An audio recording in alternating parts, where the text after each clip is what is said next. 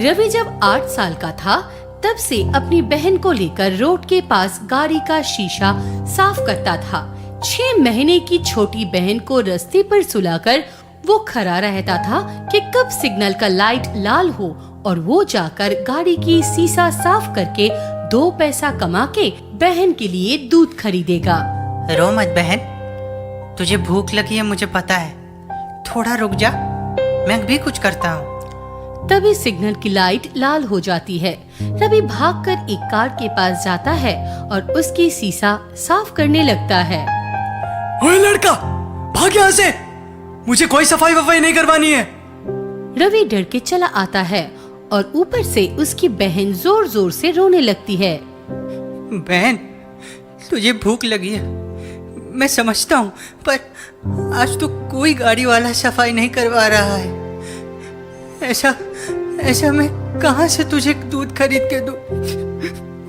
माँ, बाबा, आप लोग हमें क्यों अकेले छोड़ के चले गए? हमें भी आपके साथ ले जाते। ये सब दूर से एक गाड़ी वाला देख रहा था और गाड़ी से वो उतर के रवि के पास आता है। ए बच्चा, तेरा नाम क्या है और तू इधर क्या कर रहा है? ये छोटी सी बच्ची कौन है तेरे साथ? साहब, मैं रवि और ये मेरी बहन रूमा है। एक एक्सीडेंट में मेरे माँ बाबा की मौत हो गई, इस वजह से मैं अपनी बहन को लेके यहाँ काम करता हूँ। आज से तू मेरे साथ रहेगा और मेरे घर काम करेगा। तुझे कोई आपत्ति तो नहीं है ना? ये तो मेरे लिए खुशी की बात है। भगवान का लाख लाख शुक्रिया, आज आपको खुद भगवान बना के मेरे पास भेजा है। ठीक है अब चलो मेरे साथ। ये बोलकर सुरेश रवि और उसकी बहन रूमा को अपने साथ ले जाता है। सुरेश रवि को लेकर अपनी बड़ी सी हवेली में आता है, जिसे देखकर रवि की आंखें बड़ी बड़ी हो जाती है। साहब, इतना बड़ा घर, मैं यहाँ काम करूँगा? मेरी भी 2 छोटी बेटी है, उनकी माँ नहीं है, तुम उनका भी ख्याल रखना, और ज्यादा कुछ नहीं है।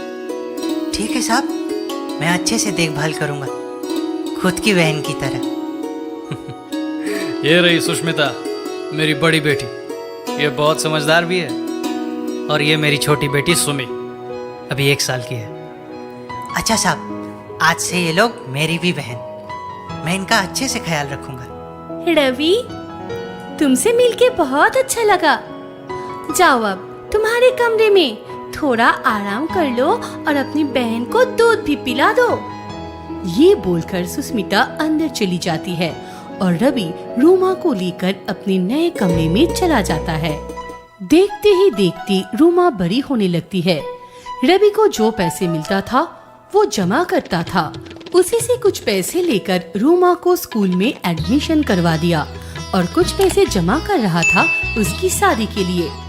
उसी के साथ सुमी और सुष्मिता भी बड़ी हो गई थी। सुमी बहुत ही अहंकारी किस्म की लड़की थी, रूमा से बहुत ही जलती थी। दीदी, मुझे आज एक नया ड्रेस दिला दो ना, मेरी एक सहेली की बर्थडे है। तेरी तो इतने सारे ड्रेस है, उनमें से एक पहन ले, ऐसे फालतू की खर्च नहीं करने हैं। दीदी, आप भी ना, वो सब ड्रेस तो मैंने आगे पहना है और तुम्हारे पास तो बहुत सारे पैसे हैं, फिर मुझे क्यों नहीं खरीद के दे रही हो? मुझे चाहिए, बस मुझे चाहिए। तेरी जिद के आगे किसी की नहीं चलती है। ठीक है, दिला देती हूँ। सुष्मिता बेटी, कहाँ हो? जरा इधर आओ। हाँ पापा, बोलिए। मेरी उम्र हो गई है, अब हम तुम लोगों की शादी करवा देंगे। तुम्हें कहीं आपत्ति तो नहीं है ना? नहीं पापा, मुझे कोई आपत्ति नहीं है। सुमी की शादी करवाएंगी, वो तो बहुत जिद्दी किस्म की है, जो मन चाहे वही करती है। उसको लेकर मैं बहुत चिंतित रहती हूँ। हाँ बेटी, इसलिए मैं उसका जल्दी शादी करवा देना चाहता हूँ, ससुराल जाके ठीक हो जाएगी। ठीक है पापा, आप जो अच्छा समझे वो कीजिए। ये बोलकर सुष्मिता चली जाती है। बाहर सुमी रूमा के साथ लड़ती है। रूमा पढ़ाई में बहुत अच्छी है, इसलिए उसको अच्छा नंबर मिला। इस वजह से सुमी बहुत जलती है और रूमा के किताबों में पानी फेंक देती है।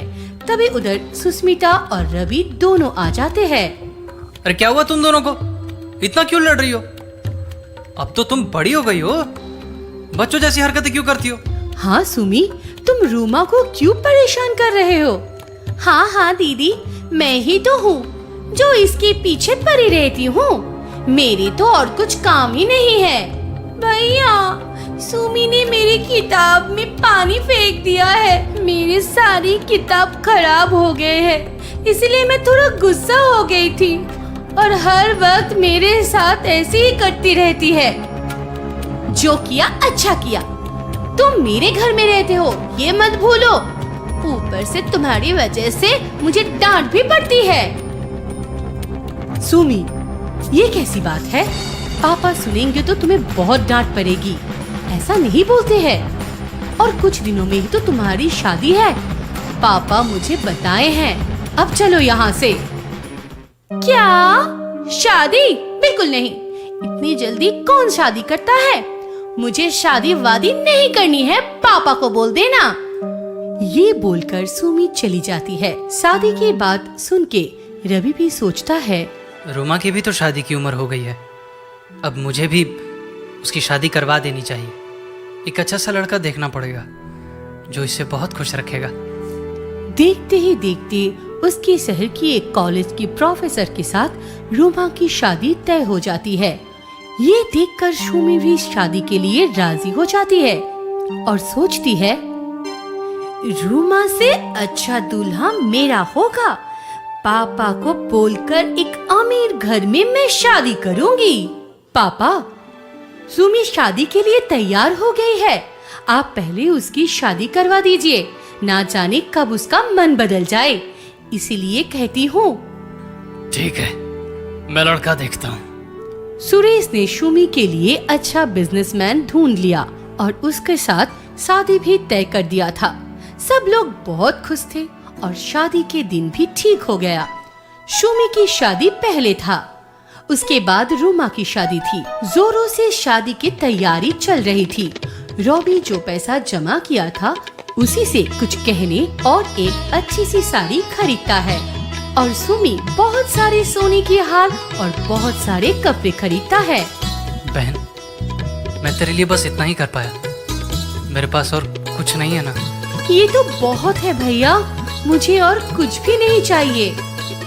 सुमी की शादी धूमधाम से होती है। अगले दिन रूमा की शादी थी। तभी, रूमा, मैं तेरी शादी नहीं होने दूंगी, देख मैं क्या करती हूँ। ये बोलकर रात में चुपके से जाकर रूमा के गहने चुरा लिया और उसकी साड़ी भी खराब कर दिया। सुबह रूमा उठकर ये सब देख के रोने लगती है। रवि को समझ आ जाता है कि किसने ये सब किया है। तू रो मत बहन, मैं कुछ करता हूँ। तू तो मेरी परी है, तू जो भी पहनेगी उसमें ही अच्छी लगेगी। ये बोलकर रवि चला जाता है और कुछ देर बाद लौटकर रूमा को फूलों के गहने देता है और अपनी माँ की एक साड़ी जो उसके पास था वो निकाल के देता है पहनने के लिए। रूमा वो सब देखकर खुश हो जाती है और जल्दी से तैयार होकर शादी के लिए चला आता है। भैया देखो मैं कैसी लग रही हूँ? मेरी परी जैसी। रूमा की शादी हो जाती है। उधर सुमी गुस्से से लाल होकर चला जाता है। चंदनपुर शहर में नताशा अपनी सौतेली माँ और 2 छोटे भाई बहन के साथ एक छोटे से घर में रहती थी। नताशा बहुत ही खूबसूरत थी। वो एक डांस बार में काम करती थी और अपने परिवार का पेट पालती थी। वो बहुत ही अच्छी लड़की थी, पर उसके काम की वजह से सभी उसके बारे में गलत समझते थे। अरे नताशा बेटी, घर में चावल खत्म हो गए हैं, थोड़ा पैसा देना। हाँ माँ, ये लो, और थोड़ा सब्जी भी खरीद लेना, आते समय तुम्हारी दवाई भी लाऊंगी। अच्छा माँ, मैं चलती हूँ। सावधानी से लौटना रात में, समय बहुत खराब है। चिंता मत करो माँ, मुझे कुछ नहीं होगा। तुम अपना और भाई बहन का ख्याल रखना। हर रोज की तरह नताशा काम में चली जाती है। काम से लौटते लौटते उसे थोड़ा देर हो जाता है। सुनसान रास्ते में कुछ गुंडे उसके पीछा करते हैं। अरे ओ जाने मन, थोड़ा रुक जाओ, हमें भी तो डांस दिखाती जाओ। डांस नहीं दिखाना तो थोड़ा बात ही कर लो यार, हम तो तुम्हारे आशिक हैं। सुनाई नहीं दे रहा है क्या? कब से बुला रहे हैं? मेरा रास्ता छोड़िए, मुझे जाने दीजिए। जाने देंगे, पहले थोड़ा रोमांस तो कर लें। एक थप्पड़ लगाएंगे ना तो दिमाग ठिकाने आ जाएगा। ये बोलकर नताशा एक गुंडे को धक्का लगाकर दौड़ने लगती है। वो दो गुंडे भी उसके पीछे जाते हैं, पर थोड़ी ही दूर में एक पुलिस खड़ा हुआ था। नताशा उससे हेल्प मांगती है। पुलिस देखकर वो दो गुंडे भाग जाते हैं। वो पुलिस नताशा को घर पहुंचा देते हैं। एक दिन नताशा अपने एक फ्रेंड के घर जन्मदिन के पार्टी में जाती है। वहाँ वही पुलिस ऑफिसर खड़ा था। सर, आप यहाँ? मैं यहाँ, पर तुम यहाँ कैसे? वो आज जिसका बर्थडे है ना, वो मेरी सहेली है, उसी ने बुलाया है। रिया ने तुम्हें बुलाया है? हाँ, पर ये सब आप क्यों पूछ रहे हैं सर? क्योंकि रिया मेरी बहन है और वो तुम जैसी बार डांसर की दोस्त है। हाँ सर, मैं बार डांसर हूँ। मैं डांस करके अपने परिवार का पेट पालती हूँ। कोई गलत काम तो नहीं करती हूँ ना? ये बोलकर नताशा वहाँ से चली जाती है। तभी वहाँ रिया आती है। क्या हुआ भैया, नताशा चली क्यों गई? वो एक बार डांसर है, अच्छी लड़की नहीं है। नहीं भैया, वो अच्छी लड़की है। ये आपको किसने बताया कि वो अच्छी नहीं है? वो बहुत मेहनती है। वो पढ़ाई भी करती है, घर भी चलाती है। आपने उसका दिल क्यों दुखाया भैया? राहुल को अपनी गलती का एहसास हुआ। उसकी बात से राहुल नताशा का पीछा करना चालू कर दिया। वो नताशा को जितना जानता गया, उसे नताशा उतना पसंद आता गया। फिर एक दिन, नताशा, मुझे तुमसे कुछ कहना है। हाँ बोलिए, क्या सुनाना बाकी है आपको? तुम गलत मत समझना, पर क्या तुम मुझसे शादी करोगी? मुझ जैसी खराब लड़की के साथ आप शादी करना चाहते हैं? आपका दिमाग तो ठीक है ना सर? उस दिन के लिए मुझे माफ कर दो। तुम मुझे सच में पसंद हो।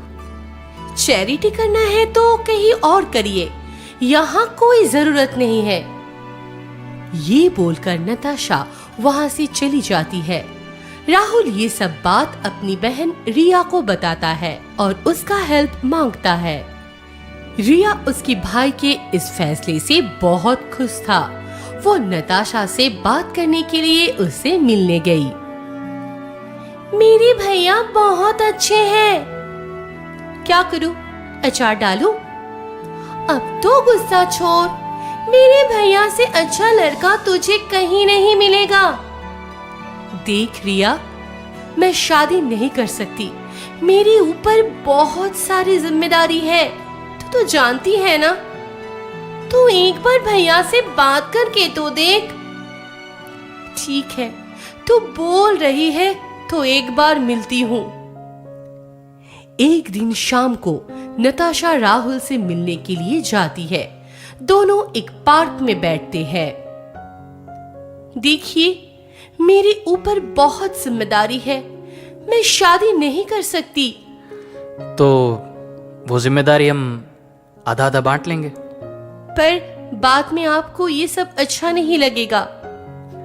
वो तुम मुझ पर छोड़ दो, एक बार भरोसा करके तो देखो। फिर कुछ दिनों के बाद दोनों के घर की सहमति से राहुल और नताशा की शादी हो जाती है। राहुल नताशा का फैमिली का भी देखभाल करता है और सब खुशी से रहते हैं।